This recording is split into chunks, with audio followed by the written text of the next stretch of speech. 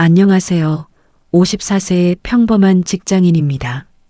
매일 아침 6시 30분이면 알람이 울리기도 전에 정확히 눈이 떠지는 남들이 보기엔 참 재미없고 고리타분한 삶을 사는 사람이지요.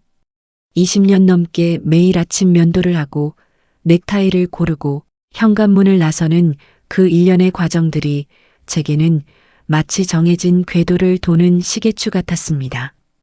회사에서도 은퇴를 겨우 6개월 앞둔 시점이라 후배들이 저를 과장님 대신 선배님이라 부르며 묘한 거리감을 두는 게 당연한 일상이었죠. 회식이 있는 날이면 눈치껏 먼저 택시를 잡아 타고 집으로 향하곤 했습니다. 아무것도 원하지 않으면 아무것도 잃지 않는다. 그게 제 오랜 신조였거든요. 집에 돌아와도 풍경은 크게 다르지 않았습니다. 나보다 2살 아래인 아내 선영이는 보통 안방에서 조용히 자기 시간을 보냈고 우리 사이엔 오랜 세월이 쌓아 올린 투명한 벽 같은 게 존재했어요. 싸우진 않았지만 그렇다고 뜨겁지도 않은 아이들이 독립한 넓은 집구석은 언제나 고요함과 공허함, 그 경계 어디쯤에 머물러 있었습니다. 그러던 어느 날 저녁이었어요.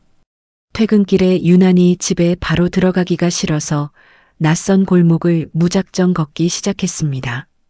제 인생에 정말 처음 있는 충동적인 일이었죠. 그러다 골목 끝자락에서 하나 음악학원이라는 작은 간판을 발견했습니다. 열린 창문 틈으로 흘러나오는 피아노 선율 쇼팽의 야상곡 20번이었습니다. 그 순간 정말 발걸음이 떨어지지 않더라고요. 20대 초반 대학 입시를 앞두고 집안 사정으로 꿈을 접기 전까지 제가 가장 사랑하고 밤새워 연습했던 바로 그 곡이었거든요. 길 한복판에 멍하니 서서 그 연주를 끝까지 듣는데 나이 50줄에 주책맞게 눈가가 뜨거워지는 겁니다. 오랫동안 마음 깊은 서랍 속에 처박아 두고 잊고 살았던 무언가가 아주 작게 요동치는 기분이 들었습니다. 결국 며칠 뒤 저는 홀린 듯이 그 학원의 유리문을 밀고 들어갔습니다. 은퇴 후 취미생활이라는 핑계를 스스로에게 대면서 말이죠. 그곳에서 30 중반쯤 되어 보이는 단정한 인상의 피아노 강사 박지음 씨를 만났습니다. 30년 만에 다시 건반을 누르려니 손가락은 굳어 있고 박자는 엉망진창이라 옆자리 초등학생보다 못한 제 모습이 참 민망하고 헛웃음이 나더군요. 그때 지음 씨가 제 옆으로 다가왔습니다. 손에 힘을 빼셔야 해요. 누르는 게 아니라 건반 위에 얹는 겁니다라고 말하면서 제 손가락 자세를 하나하나 조심스럽게 바로잡아 주더라고요.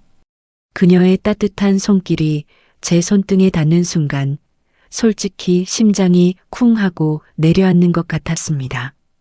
누군가의 온기를 이렇게 가까이서 느껴본 게 도대체 얼마만인지 54살 먹은 아저씨가 레슨 날만 기다리며 출근길에 넥타이를 고쳐 매고 설레어하는 제 꼴이 스스로도 참 한심하고 씁쓸하면서도 학원 골목이 보이면 나도 모르게 발걸음이 빨라지는 걸 멈출 수가 없었습니다. 하루는 레슨 중에 제가 야상곡 20번의 첫 소절을 겨우 기억해내서 연주했더니 지음 씨가 놀라며 이 곡을 선택하신 특별한 이유가 있냐고 묻더군요. 제가 그날 저녁 이 골목을 지나다가 이 음악 소리에 이끌려 들어왔다고 솔직하게 답했더니 그녀가 창밖을 보며 조용히 미소를 지었습니다. 사실 그날 자기가 유독 늦은 시간에 혼자 연습을 하고 있었는데 참 묘한 우연이라면서요. 그 순간 둘 사이에 흐르던 묘한 온기 때문에 괜히 부끄러워져서 악보만 뚫어지게 쳐다봤던 기억이 납니다. 그 후로 비 오는 날 우연히 카페에서 커피를 마시며 피아노가 아닌 서로의 속마음을 털어놓게 되었습니다. 20년 동안 다음을 생각할 여유 없이 앞만 보고 달려와서 은퇴 후가 막막하다는 제 한탄에 지음 씨는 커피잔을 감싸 쥐고 고개를 끄덕이며 저도 열심히 살았는데 어느 순간 제가 어디 서 있는지 모르겠는 느낌을 자주 받는다며 제 쓸쓸함에 깊이 공감해 주었습니다. 나이 차이도 많이 나고 살아온 궤적도 전혀 다른데 삶의 막막함이 닮아 있다는 사실 하나만으로도 엄청난 위로가 되더라고요. 알고 보니 그녀는 8개월째 지루한 이혼 조정을 거치며 속으로 피눈물을 흘리고 있던 상황이었습니다. 학원에 홀로 남아 늦게까지 불을 켜두고 건반에 손만 올린 채 멍하니 앉아있던 이유가 바로 그 때문이었던 거죠. 어느 가로등 불빛 아래 벤치에서 그녀의 아픈 결혼 생활 이야기를 묵묵히 들어주다가 애써 눈물을 참으려는 지음 씨의 모습에 저도 모르게 충동적으로 그녀의 차가운 손등 위에 제 손을 얹어버렸습니다. 손을 올리자마자 아차, 내가 무슨 짓을 한 건가 싶어 심장이 터질 것 같았는데 지음 씨는 제 손을 빼지 않고 가만히 받아들여 주었습니다. 그날 밤 집에 돌아와 마주한 거실에는 아내 선영이가 늘 그렇듯 무표정하게 앉아 있었습니다. 짧은 눈인사만 나누고 안방으로 들어와 누웠는데 눈이 멀뚱멀뚱하더군요. 54세에 찾아온 이 벼락 같은 감정이 부끄럽고 두려우면서도 내가 그동안 너무 죽어 있는 것처럼 살았던 건 아닐까 하는 혼란이 밤새 머릿속을 어지럽혔습니다. 선을 넘으면 안 된다는 걸 알면서도 주말에 주최된 국화축제공원에서 단둘이 만나 데이트를 즐겼고 좁은 길에서 어깨가 부딪혀 휘청이는 그녀의 허리를 받쳐들었을 땐 온 세상이 멈추는 것 같았습니다. 제가 잘 웃지 않는 편인데 지음 씨가 어릴 적 피아노 발표의 실수를 이야기할 땐 저도 모르게 어린아이처럼 쾌활하게 소리내어 웃고 있더라고요. 제 재킷을 그녀의 어깨에 걸쳐주고 돌아오던 길, 제 마음은 이미 제어가 불가능할 정도로 그녀에게 기울어 있었습니다. 그리고 마침내 사건이 터진 건 어느 목요일 밤이었습니다. 늦은 레슨이 끝나고 어두워진 골목길을 나란히 걷는데 가로등 불빛 아래서 서로의 흔들리는 손이 자꾸만 스쳤습니다. 저는 머릿속으로 집에 아내가 있다. 이건 미친 짓이다라고 수백 번 외쳤지만 몸은 이미 통제를 벗어나 그녀의 손을 꽉 잡았습니다. 그녀가 멈칫하더니 이내 손가락을 천천히 움직여 제 손가락 사이로 깊숙이 깍지를 껴오더군요. 그 순간 온몸에 전율이 흐르며 숨을 쉴 수가 없었습니다. 평생 느껴본 적 없는 지독할 정도로 뜨거운 온기였습니다. 헤어지기 아쉬워 집 근처 골목 어귀까지 배웅했을 때 가로등 불빛에 비친 그녀의 얼굴을 보며 우리는 자석처럼 이끌려 아주 짧고 강렬한 입술을 맞추었습니다. 심장이 터져버릴 것 같아 멍하니 서 있는 제게 지음 씨는 조용히 손을 뻗어 제 셔츠 단추 사이로 차가운 손가락을 쓱 밀어 넣더군요. 가슴팍에 닿은 손길에 얼어붙은 저를 보며 그녀는 눈을 내리깔고 제 심장 소리를 느끼는 듯 하더니 이내 장난기 가득한 눈빛으로 지금 심장 엄청 빨리 뛰는 거 알아요? 라며 귀엽게 웃어 보였습니다. 그 미소에 저는 완전히 무장해제되었고 각자의 집으로 돌아온 뒤에도 온몸에 떨림과 죄책감, 설렘이 뒤엉켜 단 한 자도 잠을 이룰 수 없었습니다. 그 새벽 복잡한 마음을 추스르려 거실로 나왔을 때였습니다. 늘 차갑고 무심하다고 생각했던 아내 선영이가 소파 한쪽 끝에 가녀린 몸을 웅크린 채 불도 켜지 않고 잠들어 있는 게 눈에 들어왔습니다. 무릎 위에는 저를 위한 건지 아이들을 위한 건지 모를 절반쯤 완성된 뜨개질감이 놓여 있더군요. 가만히 다가가 아내의 얼굴을 오랫동안 들여다보았습니다. 눈가에 깊은 잔주름, 군데군데 희끗희끗해진 머리카락 그리고 무엇보다 잠든 얼굴에 고스란히 남아있는 오래. 버텨온 사람의 깊은 피로와 고독이 그제야 제 눈에 선명하게 박혔습니다. 아, 나만 공허하고 나만 외로웠던 게 아니었구나. 아내 역시 25년이란 세월 동안 이 차가운 집구석에서 철저히 혼자였고 지쳐 있었던 거였습니다.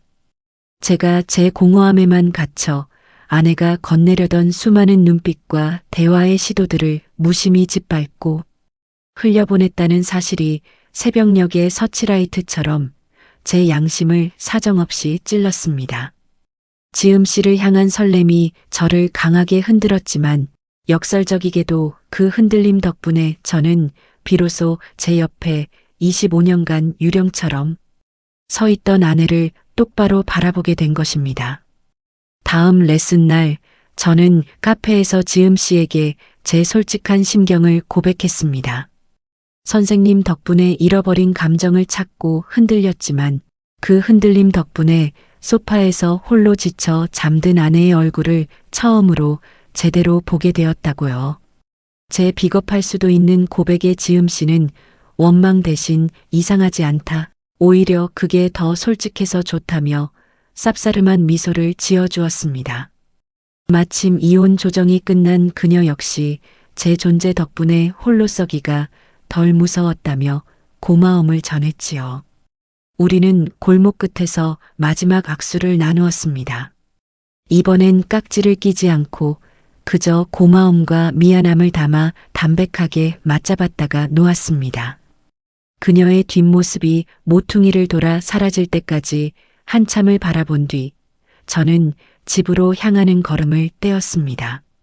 그리고 현관문 앞에서 떨리는 손으로 20년 만에 아내에게 문자를 보냈습니다.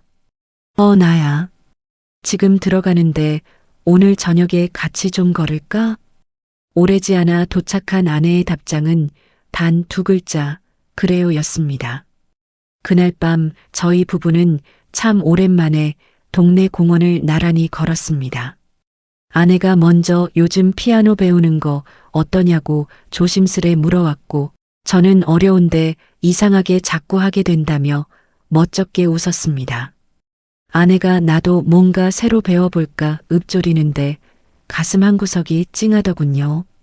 밤바람이 차가워 어깨를 움츠리는 아내의 어깨를 가볍게 감싸 안으며 저희는 같은 보폭으로 천천히 걸어나갔습니다.